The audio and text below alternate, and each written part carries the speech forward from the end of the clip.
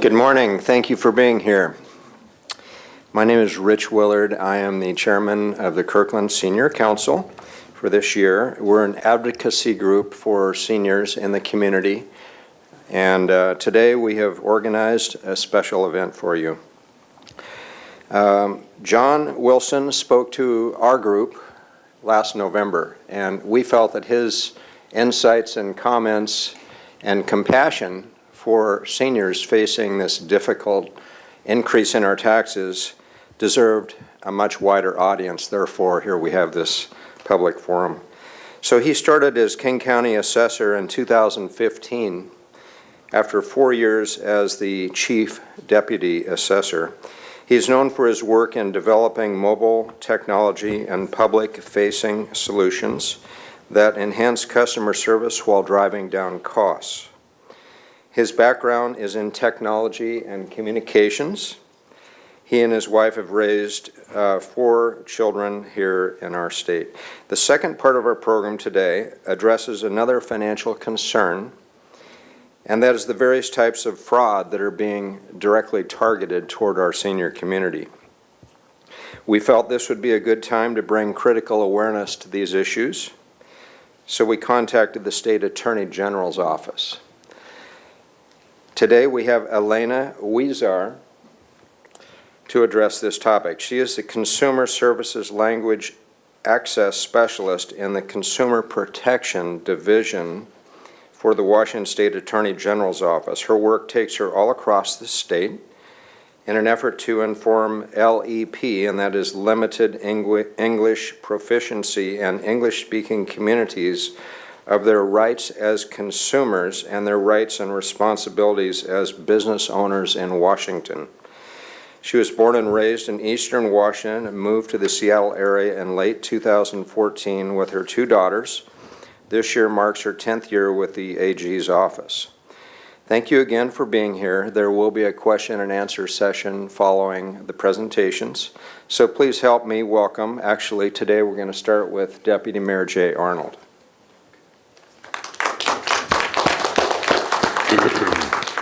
Thank you, Rich. Welcome. It's great to see everybody here. I'm Jay Arnold. I'm Deputy Mayor here in Kirkland, and it's my honor to welcome you here today on behalf of the City Council. Councilmember Dave Asher is back in the back here as well. Dave chairs our legislative work group here. We're excited to have this forum here today with Assessor Wilson and Elena Huizar from the Washington State AG's office, and we really thank the Senior Council for your work to put it together. The Kirkland City Council understands how hard property tax hits the pocketbooks of seniors on a fixed income, and the council is really taking this issue seriously. In addition to what you'll hear, what's happening on the county level and the state level, opportunities to that you have and steps you can take to protect yourself, I wanted to let you know on some things that the Kirkland City Council is doing around these issues. First is advocacy around the state legislature. One of the reasons why I introduced Councilmember Asher, who chairs our legislative work group, is this has been an area of success in the City of Kirkland in providing both policy fixes and revenue fixes that we have that benefits the city. One of the points of advocacy we've done in the state legislature is we lobbied to pass the senior and disabled veteran property tax exemption through the Senate. And this would have indexed the property tax income to income levels within the county. Now, while it passed the state Senate, it didn't quite make it through the House before the legislature agendaed their work. We are going to continue to work on this issue. This was Senate Bill 6251. If you add it to your work in the future, we'll be with you to try to get that all the way through the legislature next year. Other things I wanted to let you know the council is working on. We have a retreat every year that we put together a work plan for the city. And one of the things that was previously on the work plan was to look at a potential ballot measure for public safety. But given the ballot measure that passed for sound transit, given the impact of the McCleary decision that Mr. Wilson is going to talk about today, given some other priorities in our community like schools with the recently failed school bond, the City Council has decided to defer any consideration of a ballot measure off our work plan for the next 2 years. So that will not be something the city is moving forward. The other thing we're looking at is ways for seniors to stay in their homes. And we commissioned a housing strategy work group. Kathy Iverson from our senior council is one of the people that works on that work group. And the City Council recently got their draft report. A big part of that report talks about what are the barriers to aging in place in our community and offers some ideas on how to go fix those. We look forward to studying those in the future. One of the things that the draft report talked about was accessory dwelling units. We have a flyer over here that talks about some of the things that you can do today within your property to build an accessory dwelling unit, and this could be something that's used for rental income. It could be something that the owner lives in while they rent out their main house. And we're also looking at ways to make these easier to go build, but you can do these today. And we have some information on that. Beyond that, we're also going to be looking to expand to say, could we do more 2- and 3-unit homes, or what we think of as duplexes and triplexes in the city, and that's something we're considering. And as we look at the recommendations for this work group that looks at housing affordability, we'd like to hear your comments. There's another flyer here that talks about the different ways that you can provide public comments at council meetings or email to us or working with that housing advisory group. So we're going to be talking a lot more about housing affordability in the future, so please stay updated. But I know you're all here to talk and hear from Assessor Wilson. So without further ado, I'm going to turn it over directly to him. Thank you very much, and thank you all for being here. Thanks, John. Thank you, Jay. Good morning, everyone. Let me start with a couple caveats. This is not my normal speaking voice. I have a code, but I'm getting over it. I'm joined today by my colleague, Sarah Franklin. Sarah works in our senior exemption program. Sarah, stand on up. There we go. All right. Sarah can help you with forms and all that. I'm going to talk a little bit about how we got here and where we're going and some concerns I've got. I feel a little bit these days like sort of the 21st century Paul Revere riding across the county yelling, the taxes are coming, the taxes are coming. And they're coming. In mid-February, we sent out tax bills to 300,000 property owners who pay their taxes directly. And if you're one of those that got one, it might have caused a slightly life-changing experience for you. And I apologize for that, but I want to explain to you a little bit about why that is and some of the things we're doing to try to deal with that, including what Jay mentioned as far as the bill that Senator Dingra was working on and some other ideas we have. You know, if you look, on the one hand, we have a lot in common with two other cities on the West Coast, Francisco and Vancouver. All of them are port cities, international cities, but have seen booming economies and booming real estate prices. If you look, for example, in San Francisco, the median price of a home is $1.5 million. In Vancouver, it's $838,000, and that's in U.S. dollars, not Canadian dollars. In Seattle, it's $597,000.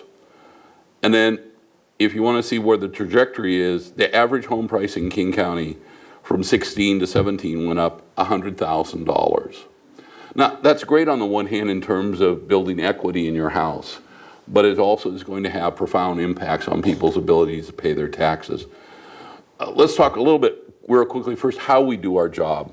We have about 140 people out of our 215 member staff that are out in the field every day working around, looking, setting values on some 700 parcels. That's residential and commercial buildings across King County. We're required by state law to physically inspect all those parcels once every 6 years. So what we're interested in is how big is that home? What's the kitchen like? What's the bathroom like? And that. And we remind people we don't care about the color of your door. We care about square footage, but the difference between 2,000 square feet and 2,200 square feet is not going to save you a boatload of money on your taxes. But it's grade, finish, and things like that. But the reality is that property taxes in King County have gone up. Over the last 5 years, they've gone up 30%. There are a number of reasons why. Let's look at a couple of those. One of it is the inadequate funding of public schools is the paramount duty of the state. The so-called McCleary decision is what has been driving toward this.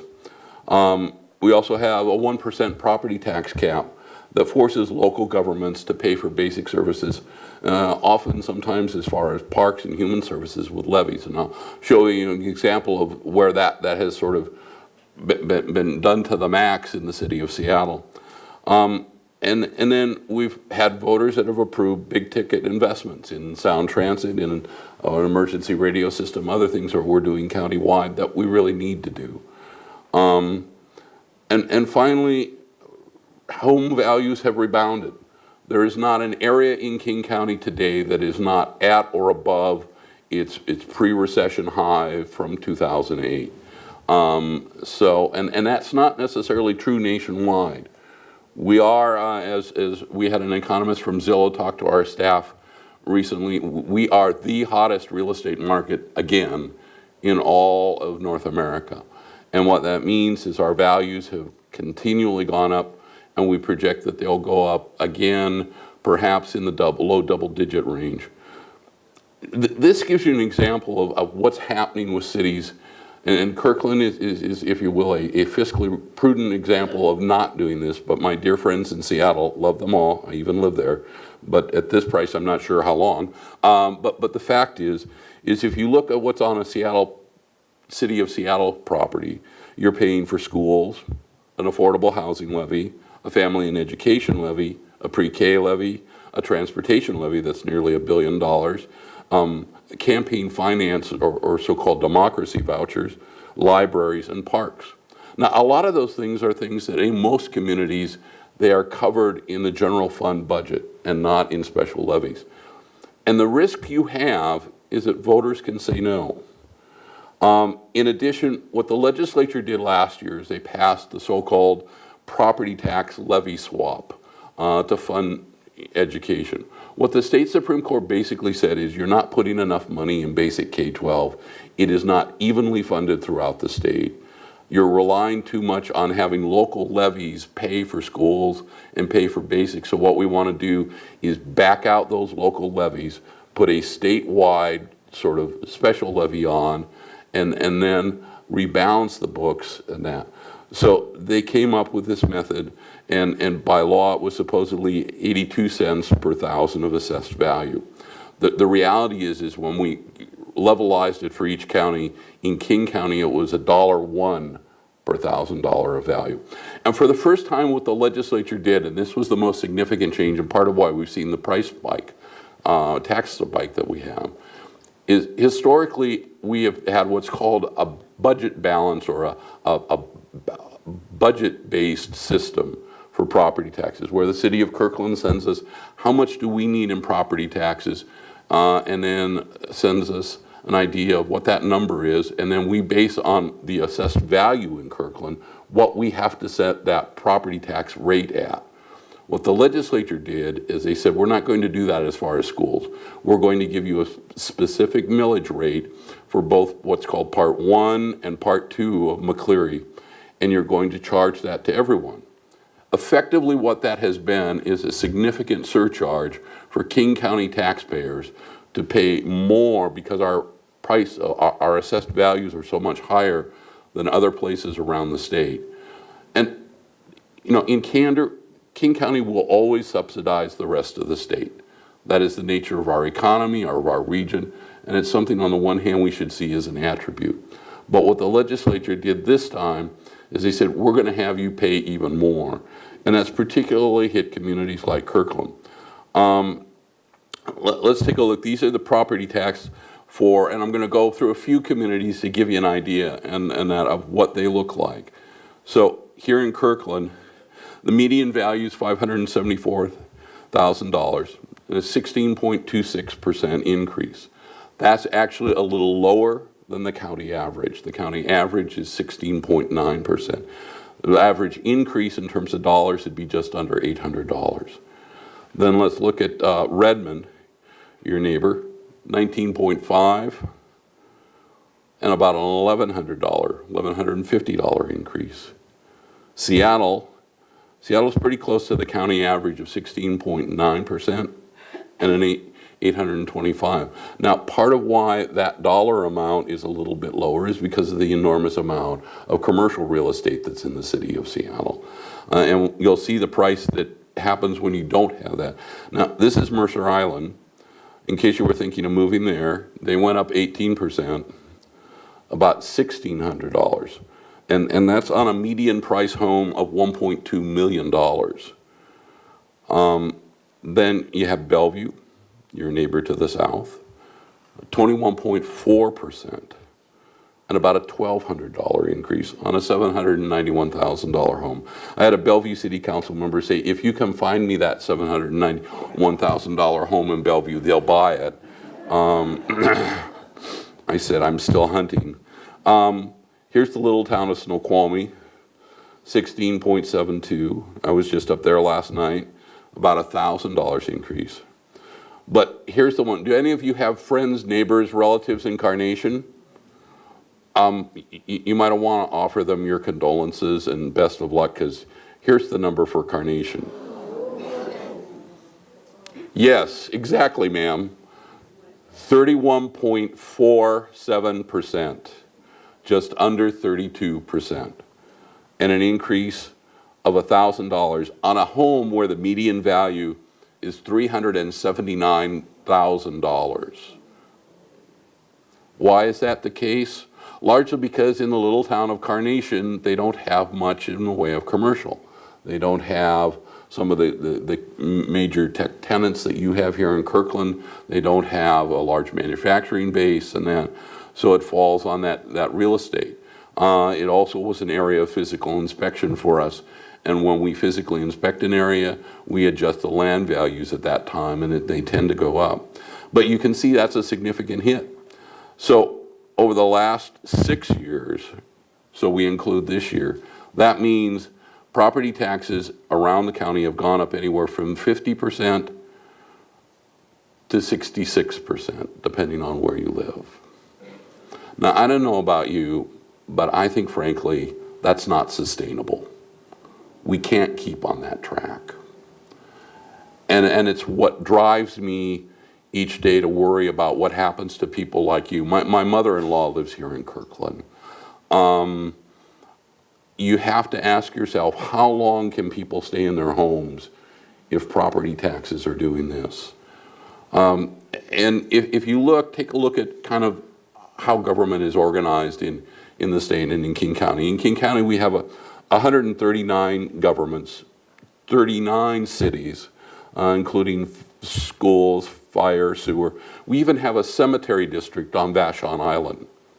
Now, they don't vote, but, you know, at least we don't think so. And in the state as a whole, we have 2,000 governments, 281 cities, the 39 counties you all know about. And in this particular, 1,700 special districts. Now, one of the questions one has to ask, and it's a tough one, but is there a way we can streamline government? Can we make it more efficient? We think there probably is. But look at where the money comes from to fund state and local government. The state gets the bulk of its money from the sales tax. And now here in King County, the sales tax is just above 10%. We recently, my wife for some reason thought her 1998 Volvo needed to be replaced. I don't understand why. She's had her eye on a car, and we bought it, Jay, here in Kirkland. Yes, and a big applaud when I saw how much sales tax I paid on that car, and you know, you went, okay, Here's the problem, though, that King County has. The bulk of our revenues is coming from property taxes. And frankly, it is created for counties around the state and over-reliance on it. And we've got to figure a way to modernize our tax system and rebalance it. And there are other problems as well. Clearly for low-income seniors, they're not exempt from special levies, although I'm pleased to say, and actually later this morning, Governor Inslee is signing a bill that Executive Constantine and I and members of the County Council put forward that will allow us on future levies to exempt low-income seniors from paying that. Because, for example, the city, we brought this up to the city of Seattle when they put their affordable housing levy on the ballot. We said, you know, you're going to have people that are enrolled in the senior exemption program because they face financial challenges, taxed to pay for affordable housing for other people. That doesn't make any sense. And they said, well, that's the way we're going to do it. So we said, let's fix that. Property taxes are finite.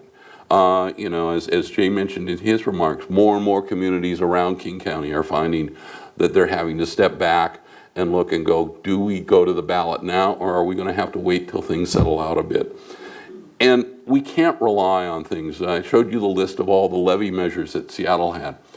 Back in 1997, I was chief of staff to Executive Sims.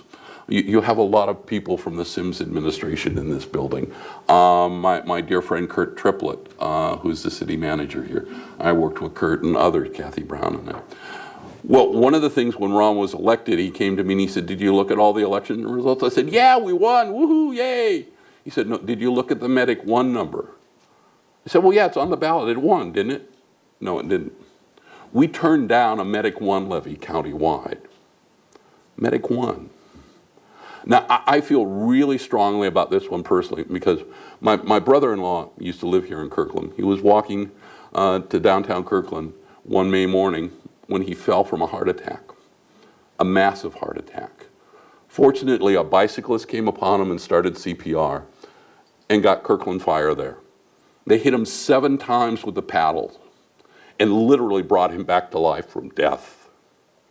And that's because we have that kind of world-class first responder service available to us. But it means we can't put that kind of thing in jeopardy of that voters reach a point where they say, I just can't afford it anymore. So we have to ask ourselves, how do we do that? What happens when voters say no? Is there a better way we can go? And then the 1% cap is also forcing small counties and King County to curtail services. The roads in parts of King County are not adequately funded. In rural counties, I was talking to the sheriff from Ponderay County, just north of Spokane. He said, I can't keep sheriff deputies anymore, so we don't have 24/7 coverage. We have deputies on till about midnight, and then we hope nothing happens overnight because I haven't got enough deputies. And as soon as I hire one, they work here for a year, and then they go to work in Spokane. In King County, the prosecutor's office announced recently that they were no longer going to pursue minor felony charges on car prowls, minor burglaries, and things like that because it costs too much money to prosecute. That's no way to run a government. And finally, clearly, rising property taxes affect housing affordability. And then we've got to look at what the impacts of the federal tax law is. We have new limits on deductions related to your home and that. You know, they now have a mortgage cap of $750,000. Now, that might not apply to a lot of you in this room, I suspect, but I do suspect that there are some homes here in Kirkland where they're carrying a mortgage of $750,000 or more. In particular, also, you have state and local taxes capped at $10,000. And this comes back to the joy of buying the car for my wife, is when I ran the numbers, I went, great car, got a great deal, by the way. But I went, oh my God, when you add our property taxes in, we're over the $10,000 cap. And I didn't go buy her a new Lamborghini, you know. I didn't even get her a Tesla. I got her something small and cute, kind of like her, and that. So it's very easy to top over that $10,000 threshold. In addition, for young couples, there's starting to be questions about how do I afford that home, and does it make sense anymore to buy a home? And I'm still old school enough that I think home ownership is a key to community cohesiveness and long-term investments, and there's an equity and social justice angle to it that we've lost sight of somehow. And then the other problem is for folks like you in this room, you start to ask yourself, well, maybe I need to downsize, and can I afford to downsize? And the shame is that in too many neighborhoods in King County, what you're seeing is people saying, well, I'm going to have to sell and move, but move not just within the neighborhood, move outside the county. Now, one of the interesting phenomena that is happening, and Jay alluded to it, is we are now seeing an interesting trend where people are building ADUs in their backyard, not to rent out, to downsize to. And so they're moving into the ADU, and then they're renting out the house, because then they can at least stay in their neighborhood. But otherwise, one of the dynamics here is we're starting to tear people from the very social fabric that builds community. And that's wrong. The other problem is, and Elena will talk about it more in a moment, what worries me with the current tax increase coming at people is your first payment is due supposedly April 30th. Maybe there are some of you in this room, maybe there are some of your neighbors. If they're you or your neighbors, please talk to us, please talk to Elena in the AG's office. But there are going to be predatory buyers out there. Folks that will prey on people, and especially seniors, and will tell you basically the pitch is going to be, look, that first tax payment is a whopper, man. I know. I feel for you. I feel your pain. It's coming due 30th of April. But don't worry. You just sign this document here, and we'll close for an all-cash deal in 30 days. And we'll pay that tax payment in April, so you won't have to. And what scares me and scares the life out of me is I'm afraid we're going to see seniors that sell their houses for thousands, if not hundreds of thousands of dollars below what they're worth, and will literally find themselves out on the street trying to figure out, what do I do now? We can't let that happen. We must not let that happen. So we've got to think about how we change the tax law locally, how we take into account home ownership and the importance of real estate. And frankly, we need to talk about Washington's future. And we need to talk about the fact that we have a tax system now that nobody designed. This tax system, it just kind of happened. It's kind of the way my youngest child happened. And the reality is the system's breaking down. You saw when we're looking at increases over a 5-year period or 6-year period of anywhere from 50 to 66%. If that continues for the next 5 years, we'll have hundreds, if not thousands, of more homeless people and displaced seniors. And somehow we've got to fix it. So we've been working with the Evans School, the Foley Institute at WSU, and talking to former governors and others. And we're going to ask all of you also to join us in a discussion that Executive Constantine and I are going to try to launch a little bit later this year on how do we modernize our system and how do we finally create a 21st century tax system. Now there's some things we can do. One of the things we're looking at, in addition to the indexing bill that Senator Dinger proposed, was could we create a homestead exemption for seniors to provide everyone that is over a certain age and within some kind of income threshold or home value threshold, some kind of an exemption that would give you some property tax relief right off the top.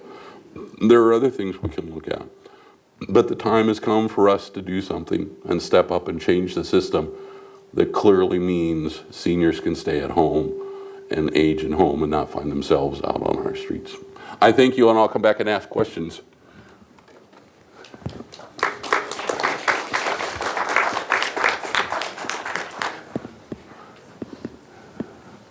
So as John mentioned, I'm Elena Huizar, and I'm from the Attorney General's office. Can you all hear me? Good? Okay, good. Because I can talk really loudly. I'm very used to presenting, but I also don't want to bombard your ears with the microphone. So thanks for having our office come out and talk to you guys about senior scams.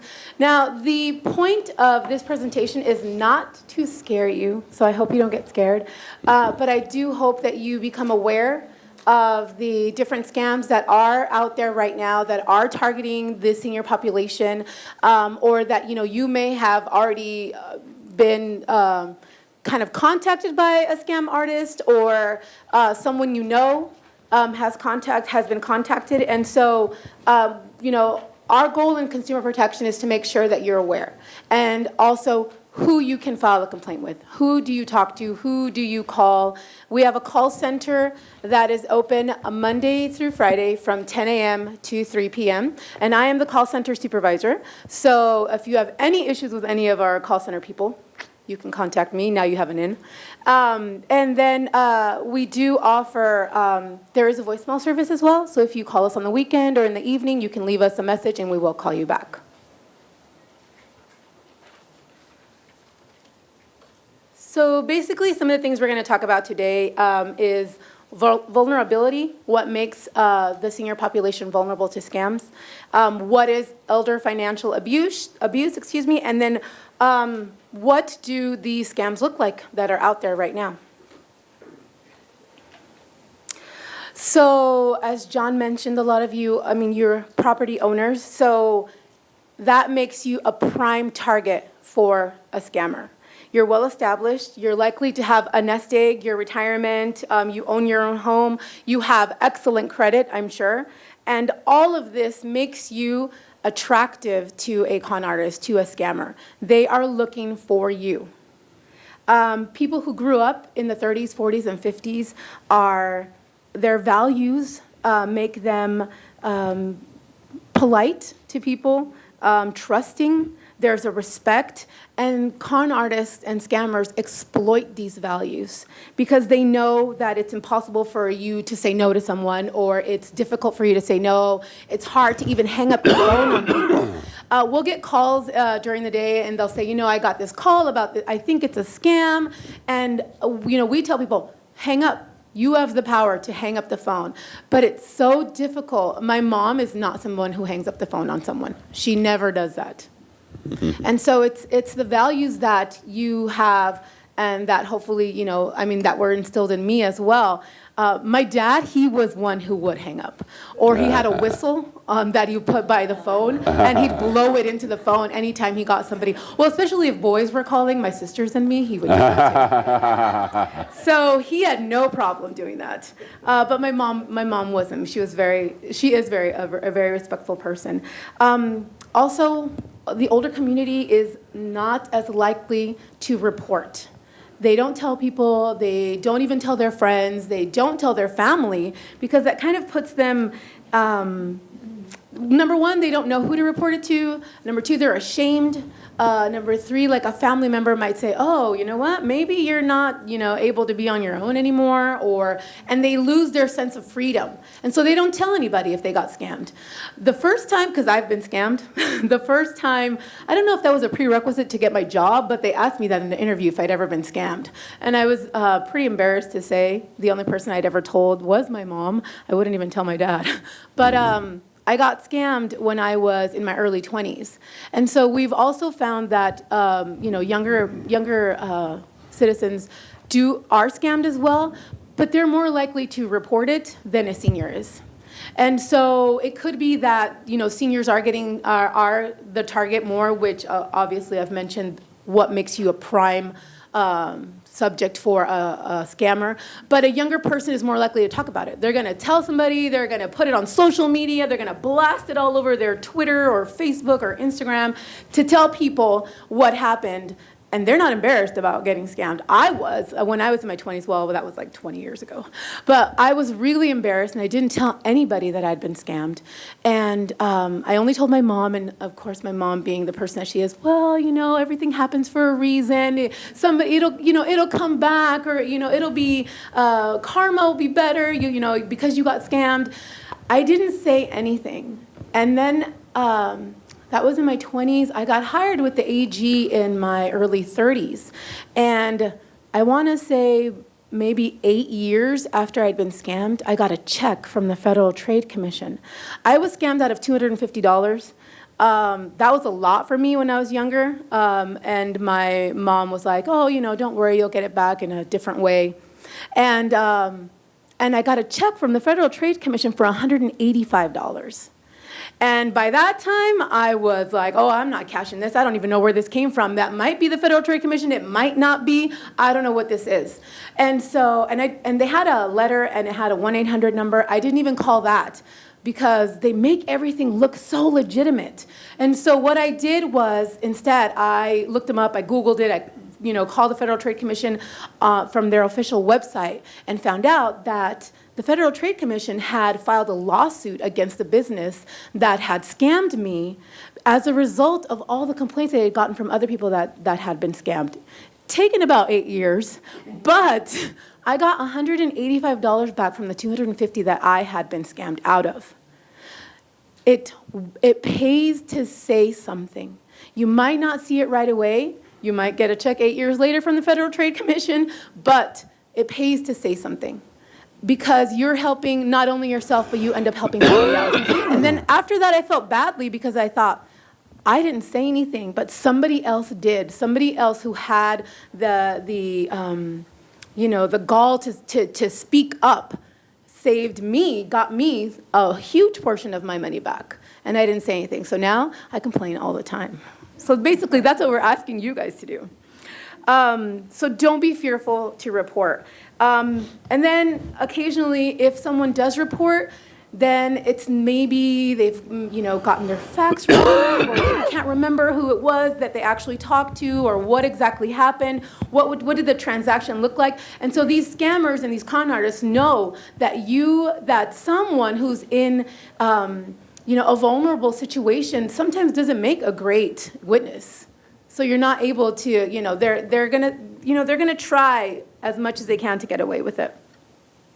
And then senior citizens are more interested and susceptible to products that promise cognitive function, physical conditioning, anti-cancer properties, and so on. So they're talking about new cures and vaccinations and old diseases that can give you a longer and more hopeful life because they basically they want your money, and so they're going to promise you the moon and the stars.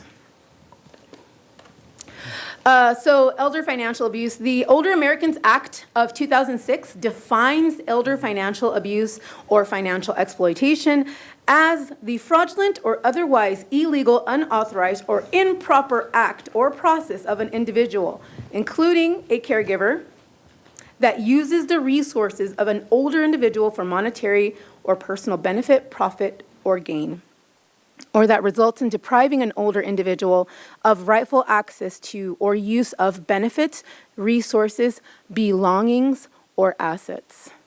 Basically, somebody's taking what's yours. That's what it boils down to. And financial exploitation right now is the fastest growing form of abuse of seniors and adults with disabilities as well. So situations of financial exploitation involve trusted people, like a caretaker, a family member, a neighbor, friends, acquaintances, attorneys even, bank employees, a pastor or a spiritual leader, and then medical staff even, doctors and nurses. So it pays to ask, always ask, why do they want your information? Why, what is it good? What do I need to do? We have people who call us all the time. They're signing up for a new cable service. I can't mention any names unless we've sued them. But they'll call up and they'll say, well, they're asking me for my social security number. So you have a right to ask, why do you want my information? What is it for? What are you going to use it? How are you going to protect it? And if you don't want to provide it, you don't have to provide it, but sometimes that also jeopardizes the fact that you might not get that service. So always ask. I'm sure all of you guys were aware of the Experian, okay, great. You're all nodding. Okay, so financial abuse in 2015, can you see the difference of how it's come up from 2010 to 2015. I don't have the newer one, the newer graph, but basically vulnerable adult abuse and neglect is growing. And even at this point, it's an underreported problem in our state and across the country. In 2015, Adult Protective Services received over 7,000 complaints, almost 8,000, of financial exploitation, and then 5,500 complaints of adult neglect. This is our state, these are our state numbers. So the Adult Protective Services programs report that the number and the complexity of these complaints has grown over the past decade. Recent research has found that it's widespread, expensive, and at times it's even deadly. 1 in 9 seniors reported being abused, neglected, or exploited in the past 12 months. The rate of financial exploitation is really high, with 1 in 20 adults being financially exploited. Elder abuse is vastly unreported. Only 1 in 44 cases of financial abuse is ever reported. Abused seniors are 3 times more likely to die, and elder abuse victims are 4 times more likely to go into a nursing home. 90% of abusers are family members or trusted individuals. And almost 1 in 10 financial abuse victims will turn to Medicaid as a direct result of their own monies being stolen from them. So what are some of the signs? And all of you have this to take home with you, but common ways that family... We need more copies? Oh, great. Common ways that family members and trusted individuals exploit vulnerable adults, they'll use their power of attorney that's given by the victim to allow another person to handle their finances. And this gives this individual a license to steal the victim's money for their own use. They take advantage of joint bank accounts. They use their ATMs, their checks to steal money from the victim's accounts. They threaten to abandon them because these people are dependent on them. Abuse them physically, hurt them, unless they give the perpetrator what they want. They refuse to take them to, any of their medical services or the care that they need to keep getting money from them. They're kind of exchanging like, okay, well, I'll do this for you if you give me this. And then in-home care providers continue charging for their services. Even though they're keeping their person from errands, they're not paying bills, they're asking the vulnerable adult to sign falsified timesheets. They spend their work time on their phone, everyone has a smartphone nowadays, and not doing what they are actually paid to do. So some of the signs that you can see up here: strange statements, overprotective family, they're isolating the individuals, and then they are routinely borrowing money. So what do? Talk about, if you're suspicious, talk about it. You could talk about it with the victim. They may not be receptive, but talk about it to someone. Tell someone about it. Contact our office. Contact Adult Protective Services. Educate one another. Hopefully today you'll take some information with you and you'll talk about it to somebody else. At least to kind of maybe say, oh, you know, that Elena, she's goofy. Talk about it. Tell people what we're doing. Report your suspicions, Adult Protective Services, your county prosecutor. DFI means Department of Financial Institutions. AGO, that's the Attorney General's office. FTC is the Federal Trade Commission. And then volunteer your time to keep an eye on someone that's close and near and dear to you if you feel something's happening. So some of the top 10 scams according to the National Council on Aging. And then, of course, our office sees this. And I'm going to go through all of them, so you're going to hear a little bit about each one of them. But Medicare, health insurance, counterfeit prescription drugs, funeral and cemetery scams. I just had somebody just call me the day before yesterday saying that her mother had bought burial plots for herself and her husband and then her children, and then the cemetery turned around and removed her mother's body and her father's body, and then all of a sudden the kids don't have plots anymore. So she filed a complaint. Fraudulent anti-aging products, telemarketing phone scams, internet fraud investment schemes, homeowner reverse mortgage scams, sweepstakes, lottery scams, and the grandparent scam, which I'm sure you've all heard of that. So what does Medicare health insurance scam look like? So every U.S. citizen over the age of 65 or permanent resident is entitled to Medicare. These scammers know that anybody over this age is entitled, and so they know you're also now a prime target for them. There is no need for them to research your insurance company. So what it looks like, these types of scams, they may pose as a Medicare representative to get you to give them your personal information. They'll provide bogus services, makeshift mobile clinics, then use the personal information to bill Medicare, and then they will pocket that money. The majority of healthcare fraud is committed by organized crime groups and a very small minority of dishonest healthcare providers. So what that looks like, billing for services that were never rendered, either by using the genuine patient information, sometimes obtained through identity theft, to fabricate claims that never existed, or padding claims with procedures or services that didn't take place. Billing for more expensive procedures, and that's called upcoding. Falsely billing for a higher price treatment, inflating the patient's diagnosis code to a more serious condition. Performing medically unnecessary services solely for the purpose of generating insurance payments. Misrepresentation of non-covered treatments as medically necessary. So all of these are ways that they are attempting to steal your money, or your insurance, Medicare health insurance. Falsifying patient's diagnosis to justify tests. Unbundling means that they take your bill and they'll take it apart and bill you separately for each service. So then it comes out to be a bigger amount for them. Billing a patient more than their copay, waiving copays or deductibles for medical or dental care, and overbilling the insurance carrier. So Medicare fraud wastes a lot of money each year, results in higher healthcare costs, and taxes for everyone. And these con artists, what they want is your Medicare number or your personal information, so that they can steal your identity. So take care of your Medicare card like it's a credit card. There's going to be new Medicare cards coming in 2018, so look for that. The cards are coming out in April 2018 to April 2019, and your new card will have a new Medicare number that's unique to you instead of using your Social Security number. So we would have a lot of complaints into our office that would say, you guys need to change that.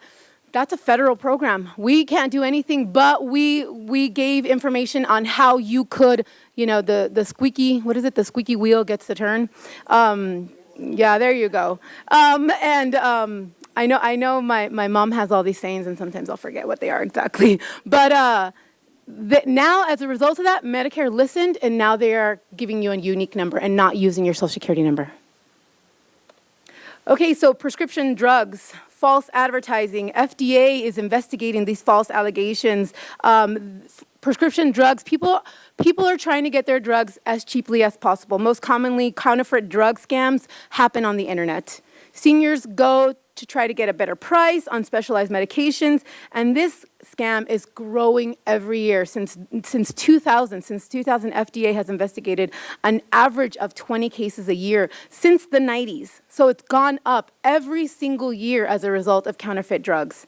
And the danger is that besides paying money for something that's not going to help you, it's not going to help your ailments, you're most likely purchasing unsafe substances, and that might cause additional harm. And it's hard on your body, and it's hard on the wallet. Funeral and cemetery scams, as I mentioned earlier.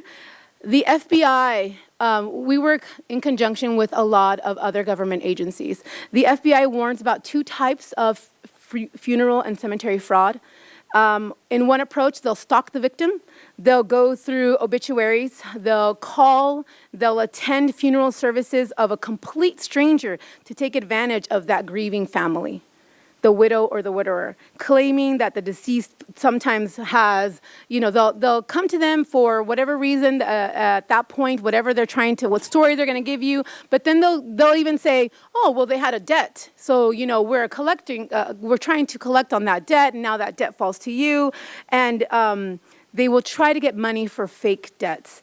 Another tactic is disreputable funeral homes that capitalize on family members' unfamiliarity with the considerable cost of funeral services. They'll add unnecessary charges to the bill. One type of scam is that funeral directors will insist that a casket, usually one of the most expensive parts of a funeral service, is necessary when performing a cremation, which essentially can be accomplished with a cardboard casket rather than having something really expensive. So some tips to avoid funeral and cemetery fraud, be informed. Be an informed consumer. The Department of Licensing has a funeral and cemetery regulatory board that regulates funeral homes and directors. And then obviously file a complaint with our office. Tell a friend, take someone with you who might have a better perspective to help you make a difficult decision. Funeral homes are required to provide a detailed general price list over the phone and in writing. So educate yourself about what you need if you are in this situation, and understand that, again, caskets are not required for direct cremations. Understand that the difference between the funeral basic home fees and professional services, additional services, what does it all mean? And that, as I mentioned before, the woman who called us, is extremely upset and has no idea what has happened to her money. Read all contracts. I cannot stress, every time I come out and do outreach and education, people do not read their contracts. They tell me, who has time? Who has time to read all of that? Well, in the end, who is the person that's going to get the short end of the stick, so to speak? Carefully read all your contracts, all your purchase agreements before signing them. Make sure that nothing is left blank. Make sure that all your requirements have been put in writing. Make sure that you understand the contract cancellation, the refund terms. Before you prepay anything, make sure that you are well informed. So there's a lot of funeral packages, discounts that mislead. Traditionally, caskets were only sold by funeral homes, but now there's showrooms and websites that sell caskets independently, sometimes at a lot cheaper prices. So there's a funeral rule that requires funeral homes to use a casket that even if you bought it somewhere else. So some funeral homes try to get around that and say, we're going to give you a deal. We'll lower the case of the casket, but then they make up the difference by increasing the funeral director's fee. So 6 funeral tips for you, and these are from the Federal Trade Commission. Again, we work in conjunction with a lot of state agencies and federal agencies. Shop around. Shop around in advance, compare prices from at least 2 funeral homes, and remember, if you buy your own casket, you are able to use that. Ask for a price list. They are required to provide you a written price list or a price list over the phone. Resist pressure that to buy services that you don't need. Avoid emotional overspending. You're commemorating your loved one. You want to give that person the best send-off that you possibly can. I know, I'm familiar with that. My father passed away 4 years ago. And so my sisters and I went through so much. My mom wasn't able to handle that. And so my sisters and I did everything, but we wanted to do the best that we possibly could by our father. Recognize your rights. Know your rights. There's laws regarding funerals and burials, and they vary from state to state. Know what is applicable here in our state. And then apply those same smart shopping techniques that you do for other major purchases to this. Okay, so fraudulent anti-aging products. Everyone wants to look young. We want to look better. The 40s are the new 30s and 50s are the new 40s. And so there's medications and new treatments and fake remedies, but this all leads to possible health consequences. So it's not surprising that people are falling victims to fraudulent anti-aging products. There was something happening in the state of Arizona regarding Botox, which I'd never heard of until I got into my 40s. I was like, oh, apparently that's a thing. And it's actually, Botox scams are really unsettling because renegade labs, and I don't know if anyone's familiar with what Botox is, but it's a toxic substance that's injected into your body. And I had no idea what that was. I'd never even heard of it. And then these renegade labs that claim Botox at cheaper prices are creating some sort of mixture that you have no idea what it is. And that's what's getting injected into your body. And a bad batch can have way bigger health consequences than wrinkles and saggy chin. So one of the things that we hear about all the time is a Microsoft scam. Have you guys heard that? Oh, okay. Well, I went to a presentation with Microsoft, and Microsoft wants to know. So if you get this, call us, call the Federal Trade Commission, and call Microsoft, because Microsoft is doing their damnedest. They have a lot of money. They're doing their damnedest to find out who these people are because they are suing them. They're trying to find out who they are. File a complaint. If you get this call, file a complaint with as many agencies as you possibly can, including Microsoft. So you get a phone call, your computer's running slow, give me remote access, and I can steal your identity, help you fix it. So file a complaint with AGO, FTC, and Microsoft. Basically what they're doing when they do that, because you think, well, how are they're getting into my computer. Anything that you have saved, any password that you have saved for future use, they have it. If you give someone remote access, all that information that you have saved on your computer, somebody else has it. They are, but we still want the information. We definitely want it. The next one is the IRS scam. I feel like I'm taking your guys' time. This is the single largest scam in the entire country. How many of you have gotten the IRS scam call? I'm like, yeah, right, and I just hang up. But they pretend to be the IRS. Most of the time, they have a very heavy accent. You can't understand who they are. But their names are like Bob and Steve. Gosh, we had Steve. Steve called so many times. What's that actor's name? He played Cyrano de Bergerac. Steve Martin. Steve Martin, he was calling everybody in the entire nation. We had so many complaints on Steve Martin from the IRS. Poor Steve Martin. They insist on payments in really unconventional methods. They'll ask for like an iTunes card, a green dot money back card, go to your local Walgreens. Why? Because they've gotten smart. This is something I can talk about. We sued Western Union and we sued MoneyGram because they weren't giving people the information that you might be sending money to a scammer. And so now if you ever have to send money through MoneyGram or Western Union, they have a nice little notice on each of their documents stating that, do you know who you're sending money to? Because if you were sending money and you got scammed, they were just kind of like, meh, it's it's on them, they did it. No, so we sued them. Report the scam. Even if it's a spoof number, we want to know. We want to know that it's still prevalent because not only, we may not be able to find out who they are, the Federal Trade Commission might, but we might not be able to find them at the state level. But you give us more information on what we need to go out and talk about, what we need to write press release about, what we need to do PSAs about, what I need to come out and talk to people about. If you tell us. And so I'm assuming I don't have to explain what it is. I'm sure you guys know what the IRS scam is. And then there's investment schemes, predatory lending, annuity sales, investment and security schemes, internet phishing, and then the number one is identity theft. So many seniors find themselves planning for retirement, managing their savings once they're done working. A number of investment schemes have been targeting seniors that are trying to save their money for later years. Pyramid schemes. Fables of the Nigerian prince who's trying to leave his country and has so much money and he just needs your bank account so he can give that to you, leave his country, and then you give him the money back and he's going to give you a portion of it. Financial products that economics don't even understand. Investment schemes. Predatory lending pressures seniors into taking out inappropriate reverse mortgages or other loans. And hence why we're here today to talk about this gigantic tax hike. I had no idea. I live in Pierce County. I lived in Eastern Washington. House prices are not like that in Eastern Washington. I know now, I want to go back. Annuity sales. So a senior might be pressured into using the equity on their home in a reverse mortgage. Okay.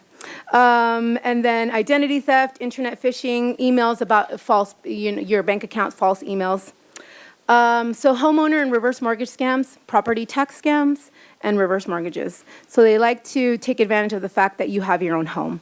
And so what they'll do is that there was a scam in San Diego that happened that saw people were getting letters, personalized letters to different properties, apparently coming from the county assessor's office, and the letter was made to look official, but only had public information. But they said, hey, we can reassess so that we can see if maybe we can get you a better deal on your property taxes for a small fee. Reverse mortgages, financial agreement in which the homeowner relinquishes equity in their home, and they take advantage of seniors. They want. Basically, they want your money, and in the end, they'll take your home as well. Sweepstakes and lottery scams. How many of you have seen that? You've won $1 million. Just send us the insurance money, and you can get your prize. You have unclaimed winnings from the country of, throw one out, anything, it doesn't matter, Bolivia. You're paid with a phony check for work that you've done or an item that you're selling online, and then they're asked to wire back money to them. Family in need, we don't want to call it the grandparent scam anymore because they'll call and pretend to be any family member. My mom was called and he claimed to be my cousin, her nephew. And at the end, when my mom realized that he wasn't coming, she actually cried. So they prey on your emotions. Hang up the phone, call somebody else directly, let them know what's happening, and never send money. So what are the effects? You lose trust, loss of security, depression, self-blame, financial destitution, and you may even lose your primary residence. So if it's too good to be true, it probably is. If they demand secrecy, if there's a certain way to pay them, if they harass you, if there's urgency, private information, success stories, if they claim that they're successful, they're sensationalized. They're lying, basically. Hang up the phone, say no, research facts, ask for advice, and report, report, report. Share your story, continue learning about better ways to protect yourself. That's what our webpage looks like. If you go to our webpage, you can file a complaint with our office. And each handout has resources. Our office, Washington Adult Protective Services, and Medicare fraud. And then questions, and thank you.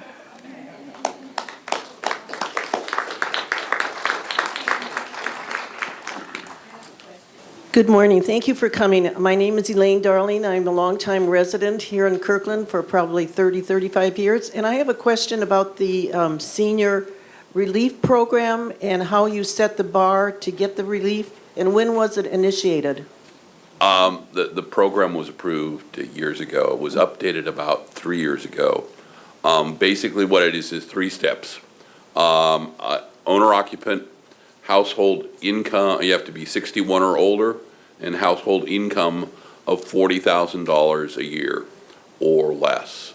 That $40,000 is a statewide number, so it doesn't matter whether you're here in Kirkland or you're in Yakima or you're in Vancouver, Washington, it's the same amount.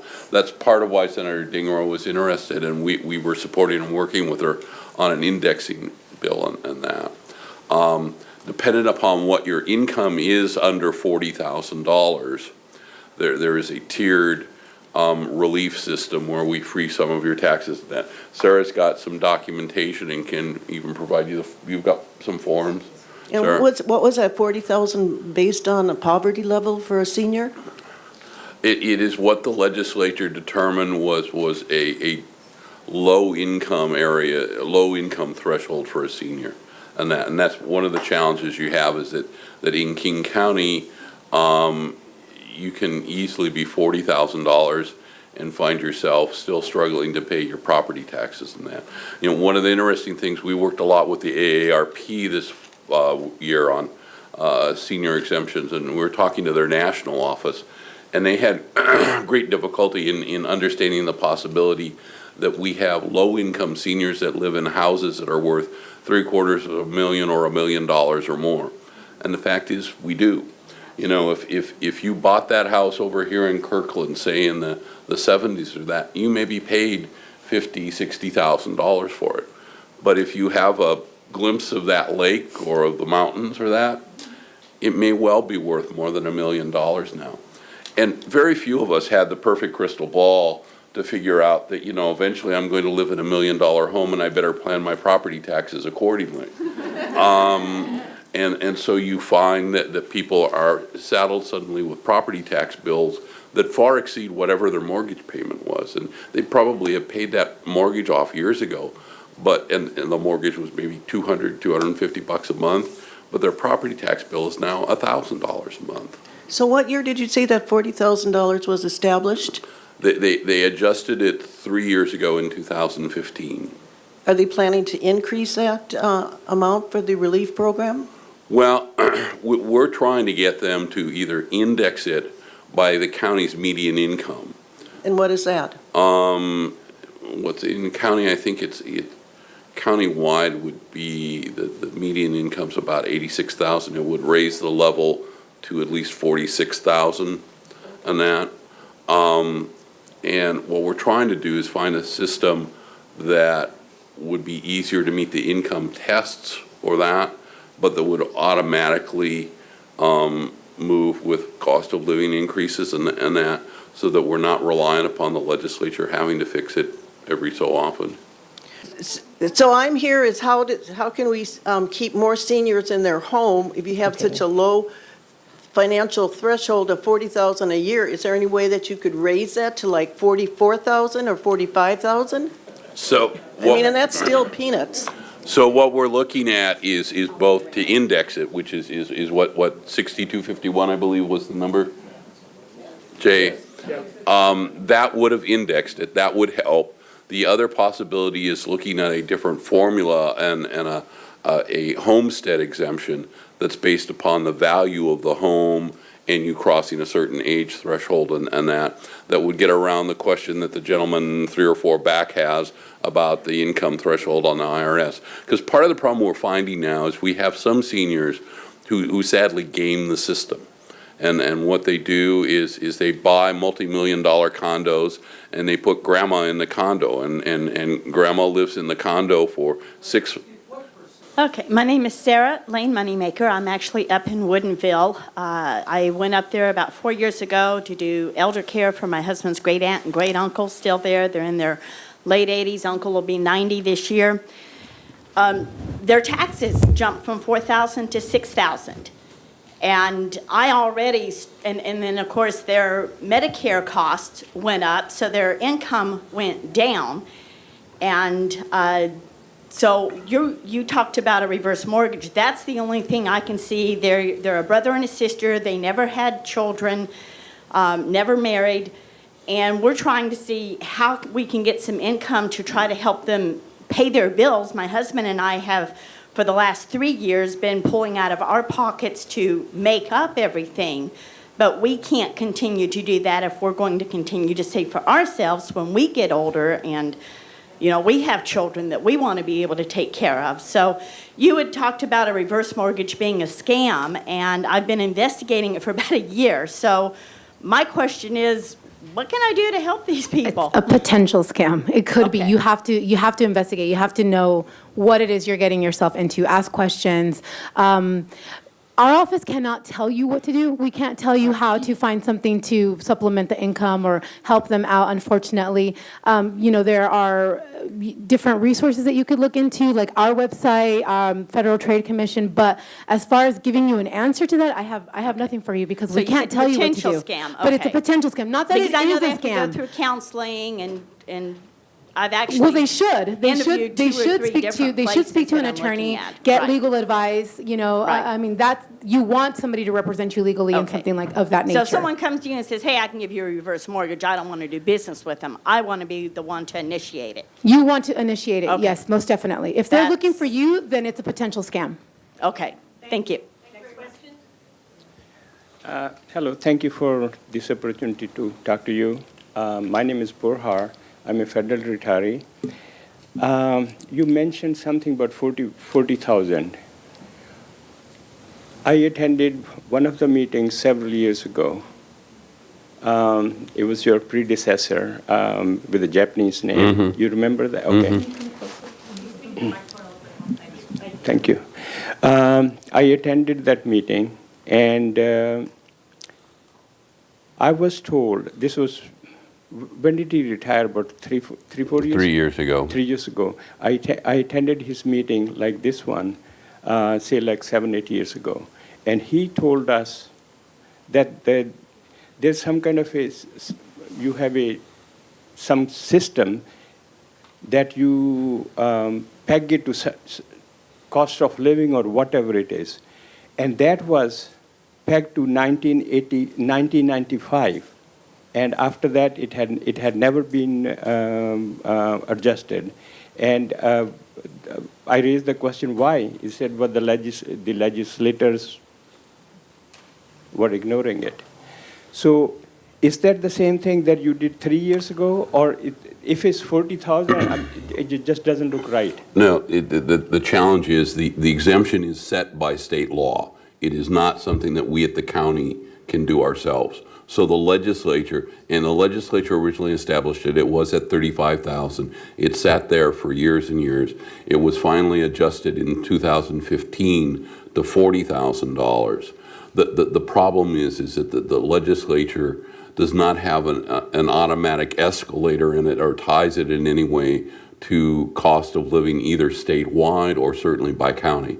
And so there tends to be a lag. And what we've been looking at and advocating down in Olympia is some way to index that threshold so that it more closely resembles what's the actual income that is realistic in the community. In that case, ladies and gentlemen, why don't we write to our elected people? I mean, this is ridiculous. Thank you, sir. We have to move on to the next question. I think that's an excellent idea, but we do have to move to the next question. My first comment is, welcome to Silicon Valley. I knew it was coming, it's here. You covered the points, people before me and so forth, covering the exemption, which is one of the reasons I'm here, and it's obviously very low. And it's crazy, they're building 24 homes across the street from me. They've changed the sign 3 times in 3 months. Nobody's moved in because the construction's running late. And the new price is only $1.4 million. Head over there. The other thing is, on the medical thing, it's a nightmare dealing with them. I've had to deal with them in 2 situations. My brother-in-law passed away. He had no insurance, total bill $500,000. And I was able to take care of it, not on the Wizard, but through Medicaid and some other stuff. They hide stuff they don't want to tell you. I was lucky because I battled with Evergreen Hospital, not for that, for another situation. And now, Lord and behold, on the back of their bills, they put a new little thing on their bills when they send it to you. This may not include all charges. They're covering their you-know-what. Mm-hmm. Fortunately, I mentioned earlier the Evergreen Hospital doctors. When my wife was in there recently, I asked, due to the situation with my brother-in-law, I found out a tremendous amount. I ask every doctor when I go, she goes, whoever goes, I said, at the ERs, I said to the doctor, do you work for this hospital? He looked at me and he said, yes. And I said, second question, who do you work for? He said, well, fortunately, in this hospital, this is Evergreen only, by the way, he said, we accept any insurance that the hospital does, which is good. However, in another situation in Seattle, I found out that most of the hospital doctors there, ER doctors, work for a company in Oklahoma City. Thank you. Hi, my name is Susan, and I live in Woodinville, and can you hear me? There. My name is Susan, live in Woodinville. We own a home there. We lived there for 26 years. When we bought our house for $225,000, it's now, the people next door sold it for $850,000, their house, and then the houses down the street are probably going for $1 million, the new up at Vibrant Nursery. My question is, are you familiar with Proposition 13 in California that was passed in 1979? I think we need to do that here because, I mean, we're getting to that point. It's like everyone is getting thrown out of their homes because they can't afford the property taxes. And it's a fallacy because they said that really hurt California. But I actually have an article here that, that I'm going to give to you that talks about how they have more than enough money. And so I'm going to hand that to you. But everybody, this is what we need to push for, a tax revolt. Proposition 13, roll back it. This is what you paid for your house. This is actually the value of your home, is what you paid for it. So, okay, just wanted to put that through. Thank you. I thank you. Yes, I've heard of Proposition 13. I'm going to respectfully differ with you that I do think it has some dramatic impacts. That said, though, 2 things. One, the reality is under the state's constitution, we could not enact something like Proposition 13 because of the so-called uniformity clause. We need to change that. And to your point, to try to get to the same destination you're trying to get to, because, man, I hear you loud and clear. That's why I think we need an across-the-board homestead exemption, both for seniors but for general homeowners, so that we aren't taxing people out of their homes. That's a way to do what they tried to do in California, but do it with more common sense and a more equal and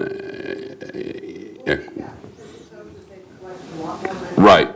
But part of that is because real estate, what happens in California is when you sell a property, your taxes reset at a dramatically higher rate, and it creates an inequity in the market, and it also has other market ramifications.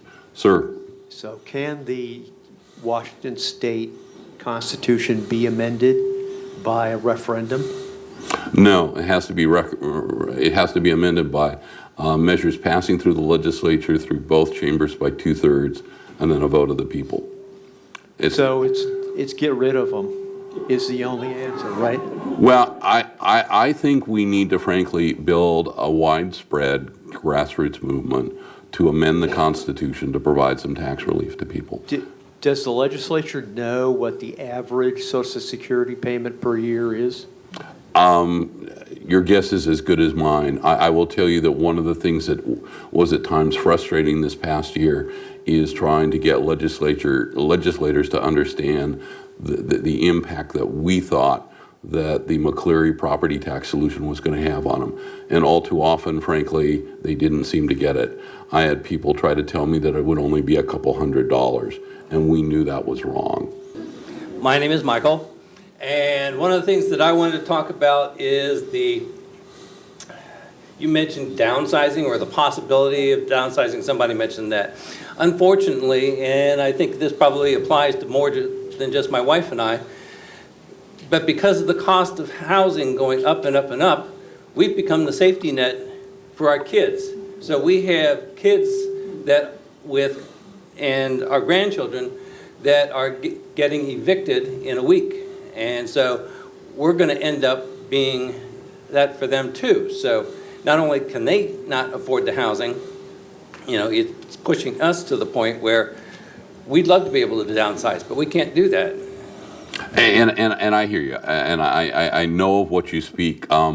Of our 4 children, the 2 boys are on the East Coast now, but the 2 girls are here in the Seattle area. My eldest daughter, who's now 35, can she be that old? No, she's 33. Time flies when you're having fun.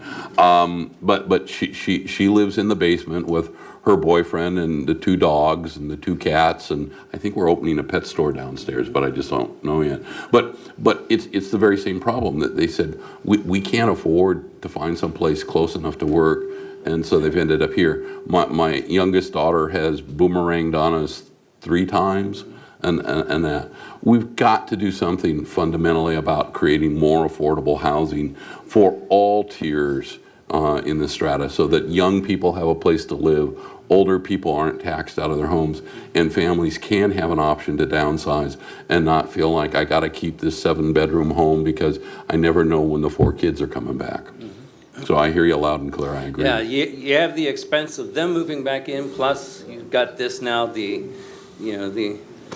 other nail in the coffin here. Thank you. Next. Hi, I'm Kathy, and my main question is the $40,000 cap. I'm wondering, since, like the gentleman over here said, pensions and Social Security disability add up to way over $40,000. Would there be any way that there could be referendum or amendment to the Constitution to have it based off adjusted gross income due to excessive medical bills or whatever? We've looked at that, and versus it's worthwhile to try to consider are there some things that we could do to modify the income test. It frankly is a burden both for you as the taxpayer, and it's also an administrative burden for us. We'd like to find some way to dramatically simplay that. It may be a burden, but it's for the people that you serve. No, I mean that in the sense that I'd like it to be more streamlined so that we could get more people enrolled in the program. One of the things I am proud of is when I came into office, we had about 15,000 people enrolled in the program. We have, through outreach that Sarah and others have done, we have reached and brought in applications from yet another 8,000 people around the county. And we know from the census data that there are thousands like you in this room that may well qualify part of the program, but haven't stepped up about it, and we'd like to get people enrolled. Still doesn't really help the people that have excessive medical bills. I know. Yeah. I can do what I can do right now, and trying to get the legislature. What do you think we should do for people I think the one gentleman had the right idea. Write your legislator and tell him fix the senior exemption program so that more people can qualify. Okay. Thank you. Yeah. Next. Hi there. My name is Paul. And I came here this morning because I like informing my clients about the latest in getting their tax bill reduced. But I ended up feeling like I needed to defend what I do for a living, which is helping folks get reverse mortgages. And I love doing it, and it's a real help to folks. And I would encourage you, if you don't have a chance to meet your loan officer, go to nmls.org, because there you can find out who's gone through the state and federal licensing every year. So thank you. And I hear you. I mean, and I think as Elena said, you know, not all reverse mortgage, but with any kind of home finance instrument, whether it's a reverse mortgage or a regular mortgage, be very, very careful. And don't let yourself get rushed into signing something that you may later regret. That's the worst of all situations. Ma'am. My name is Gina. I bought my home in 1978, and I never dreamed I could not afford to continue to live there because of the inflationary property taxes and values.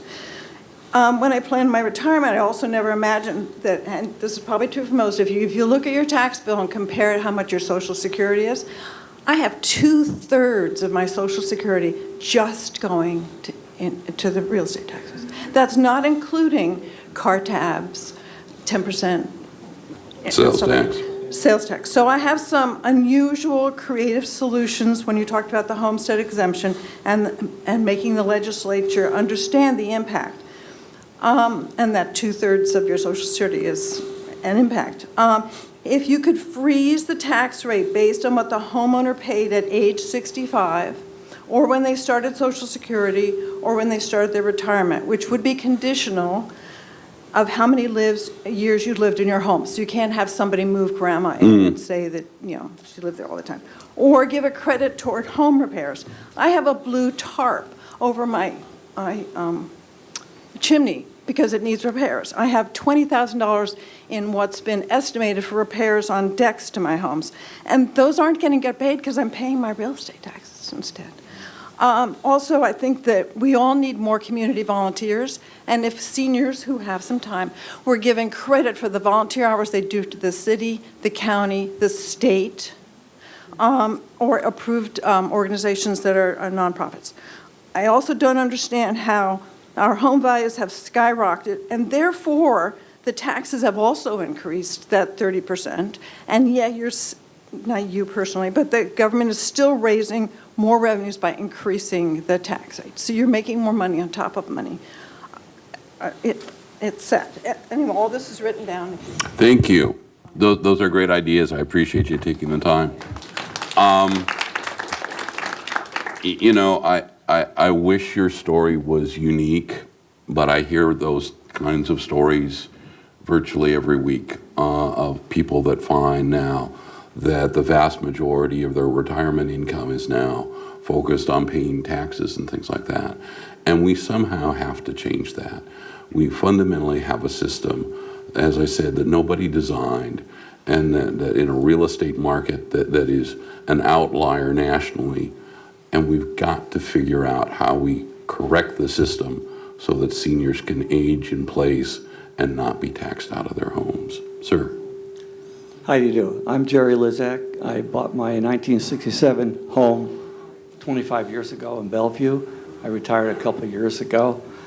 Do you have any tips on how to appeal an assessment? My house is the example that you showed that increased $100,000 in the last year. As a result of that, my tax increased 35% this year. And my home has not been upgraded since I bought it 25 years ago. All the homes in my neighborhood are being bought by investors who buy the homes, they remodel and flip them. So the prices of the homes are like going for over $1 million, and my house is not even worth half of that because I have not upgraded mine.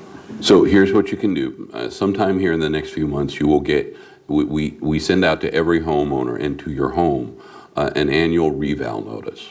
You can also get it electronically. At that point, you have 60 days to file a property tax appeal.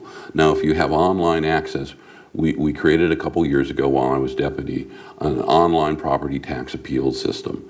So you can put in your property data and you can estimate what you think your property is, assemble all the supporting documents that you may need and send them all in electronically. And then the Board of Equalization, which is an independent body, it's a creature of the county council, will hear that appeal and decide whether or not they agree with you or they agree with us. Also, in some cases, don't hesitate to come to us and say, I think you've got something wrong. You know, we try our level best to be as accurate as we can, but with 700,000 parcels, every so often we have a blip. You know, we had, for example, a couple years ago, a gentleman down in the Madison Park neighborhood of Seattle who used to have a view of Lake Washington, but his neighbor had a big Douglas fir that became a giant Douglas fir in his backyard that ended up blocking his view. He came and showed us a picture. We sent an appraiser out and said, by God, you're right. And we lowered his value right then and there without him having to go through a formal appeals process. So check and see online. You can look up your property on the assessor's website to see, do we have the facts right? You know, is there a significant difference? If it's 2 bedrooms versus 3, that's not going to make a huge difference.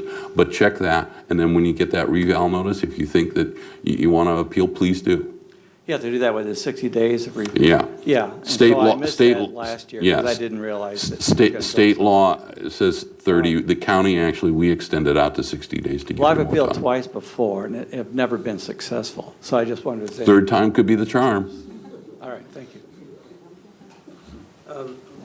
I would like to know who can tell me the amount of my credit I get if I qualify for the $40,000 income and I am that age and I own the house and I'm paying $15,000 a year for the house. What's the reduction? Talk to Sarah, and she'll she'll help you with that.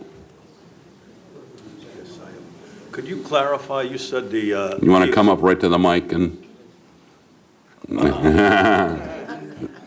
Could you clarify, you said the exemption is at the state level, Right.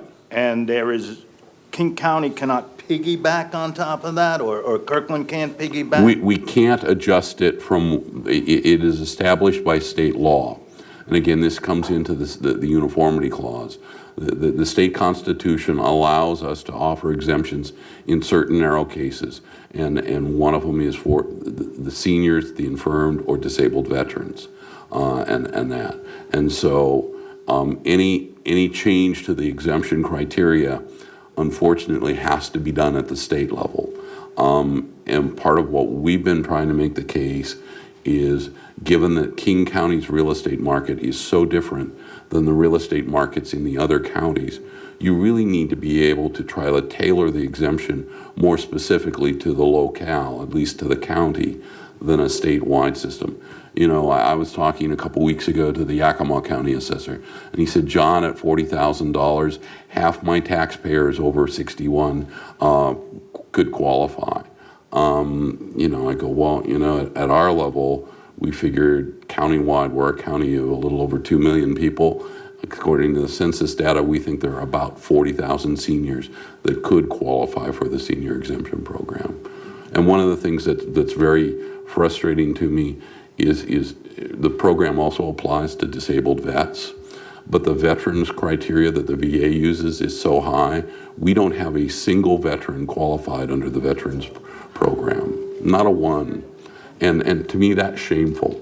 And it's one of the things we worked on with some state legislators this year to try to fix, and we couldn't get it through the legislature, but we'll give it another try next year. Okay, one other thing, that being said, that a lot of this is really rests on the legislature. Were any of our representatives invited to this or are aware of this meeting today? That I do not know. We did, though, as part of our due diligence, we went around to legislators throughout King County and briefed them all individually or collectively on what was happening and that. So it's not that we haven't hidden this from them and that. Yeah, but not to this meeting. Yeah. Okay. Thank you very much. Thank you very much, John. And thank all of you for coming and